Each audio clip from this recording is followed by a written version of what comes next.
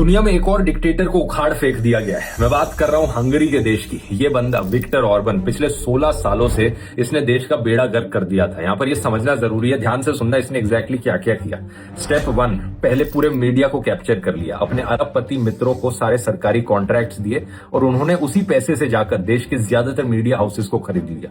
2018 में 476 Hungarian media houses को एक में मर्ज कर दिया गया था और जितने बचे कुछ इंडिपेंडेंट मीडिया हाउस थे उनकी सरकारी फंडिंग बंद कर दी, सरकारी एड्स उन्हें देनी बंद कर दी। ये सब करके हंगरी के देश में लगभग सारा मीडिया इसकी गोदी में बैठा था। स्टेप 2, जुडिशरी को कैप्चर करना। एक ऐसा कानून लाया कि जजेस की रिटायरमेंट एज 70 ईयर्स से घटाकर 62 ईयर्स कर दी।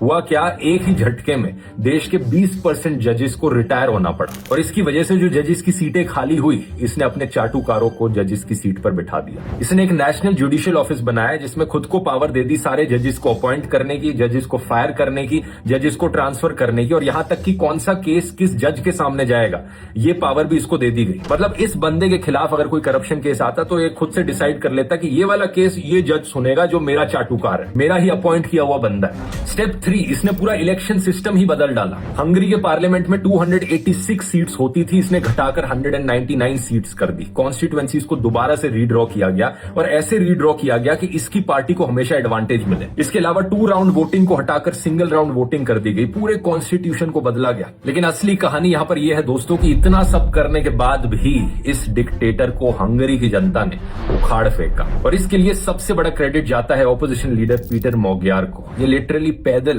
पूरे देश का चक्कर लगाया इन्होंने। डोर टू डोर गए, लोगों से मिले, दरवाजे खटखटाए, सबको समझाया कि देश किस हद तक गिर चुका है।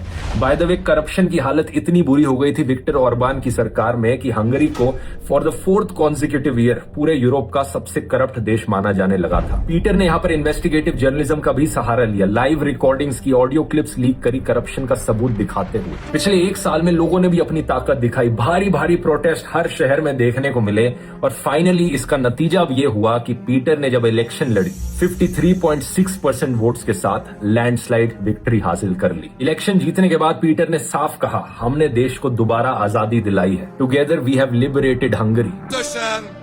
Leváltottuk az Orbán rendszert, közösen felszabadítottuk Magyarországot, visszavettük a hazánkat.